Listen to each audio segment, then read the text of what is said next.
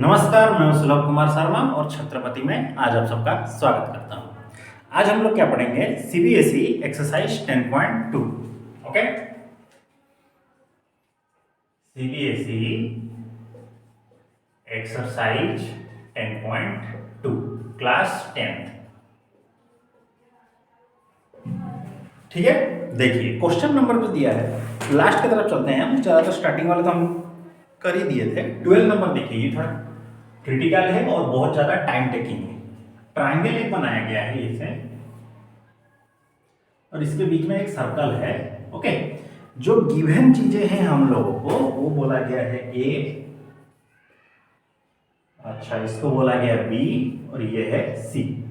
ये जो चीज है ये डी, ओ से यहां तक एक लाइन आ रहा है, इसको बोल दिया गया 4 सेंटीमीटर, इसको बोला गया 6 सेंटीमीटर, इसको 8 centimeter. Find the side A B, तो पूछा गया कि ए बी का लेंथ कितना होगा और ए सी का लेंथ कितना होगा, ये आपको फाइंड आउट करके बताना है। ओके, इतने चीजें हम लोगों को गिवन है। तो जो चीजें नहीं दिया गया है उसके बारे में चलते हैं डिस्कशन करने के लिए। ये डी है, सपोज इसको यहां से एक लाइन ड्रॉ करिए, इसको ई कर दीजिए, यहां से एक लाइन ड्रॉ करिए, इसको एफ करिए। ओके, और ये जो लाइंस है ऐसे इसको डॉट्स कर दीजिए। ओके, तो इस तरह से ये सेंटर है, इसको ओ करिए। तो इस तरह से क्या हुआ, एक ट्रायंगल का 3 हिस्सा हो गया।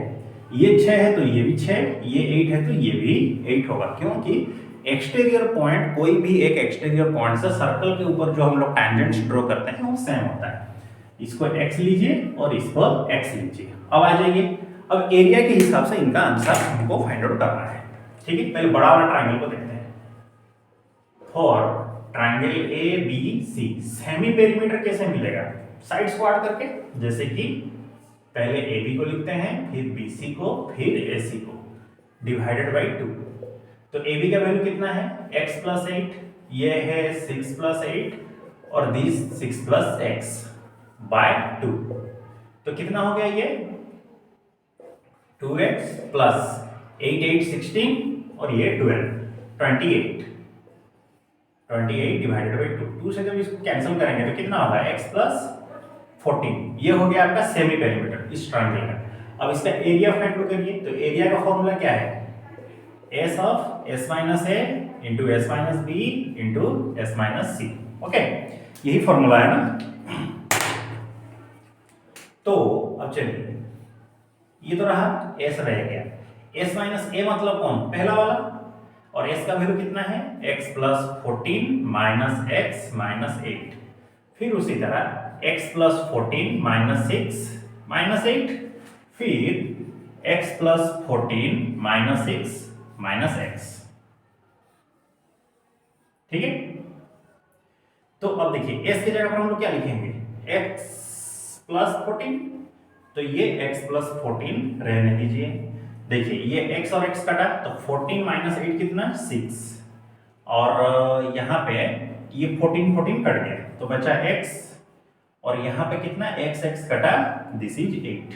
ठीक है, तो 8 6 जा 48x, x plus 14, this is root of. चलिए इसको यहीं पर ही छोड़ देते हैं, इतना ही इसको करके छोड़ देते हैं। तो सीधी सी बात है, ये पूरा वाला ट्रायंगल का जो एरिया हम लोगों को मिला, सपोज इसको एरिया 1 दे दीजिए, कितना? 48x इंटू x प्लस 14 का रूट ऑफ, इतना मिल गया। अब चलते हैं हम लोग इंडिविजुअल ट्रायंगल्स के ऊपर, जो छोटे छोटे ट्रायंगल्स है ना उनके ऊपर।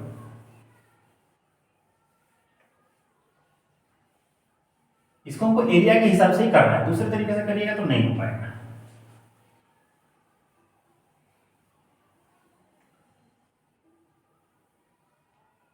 ठीक है, चलिए देखिए, अब आ जाइए for triangle A O B के लिए। तो कोई भी ट्रायंगल का एरिया कैसे मिलता है? हाफ इंटू बेस, बेस कौन है? ए बी, इंटू हाइट कौन है? ओ ई, क्योंकि ये 90 डिग्री होगा यहाँ पे।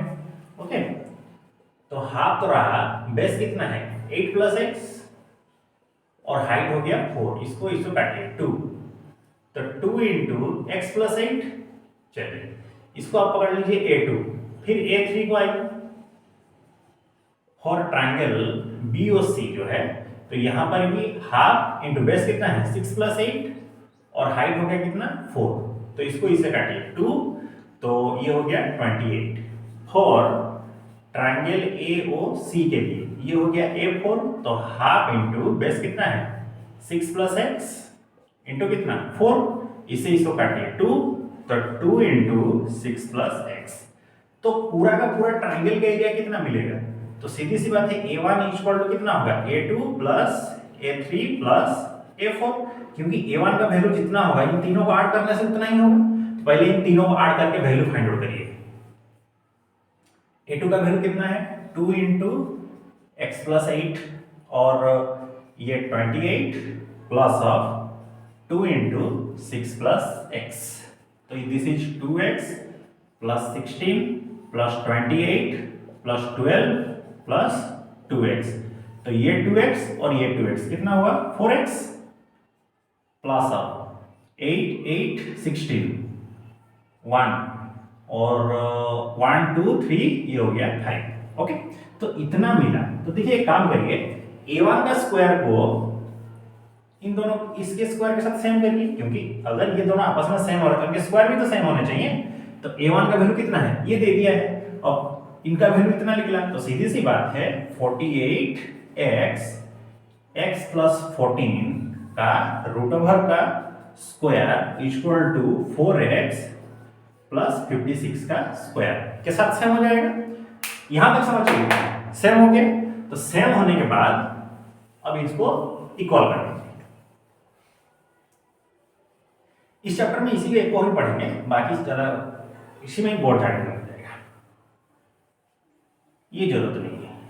जब यहां तक फॉर्मूला मिल गया तो अभी ये जरूरत नहीं। ठीक है, देखिए और जब ये स्क्वायर हो जाएगा तो पहले तो इधर से रूट ओवर हटेगा, 48x x प्लस 14। अब इसको स्क्वायर करना है, तो स्क्वायर करना है तो एक काम करिए 4 इसको कॉमन ले जाइए बाहर, तो ये x प्लस 14 होगा, तो इस चीज का पूरा स्क्वायर, तो 48x x प्लस 14, तो ये तो होगा 16, दिस इज x प्लस 14 का स्क्वायर। एक काम करिए 16 को इधर से कैंसिल करिए, कितना होगा 3, 16 3 या 48।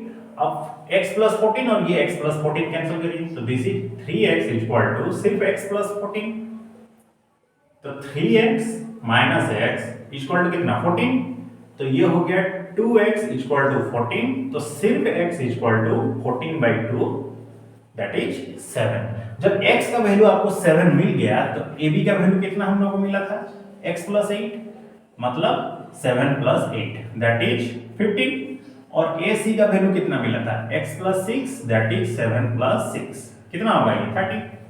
क्लियर, तो ये सेंटीमीटर ये भी सेंटीमीटर, और BD का वैल्यू कितना था 6 प्लस 8 ना, दैट इज 14 सेंटीमीटर।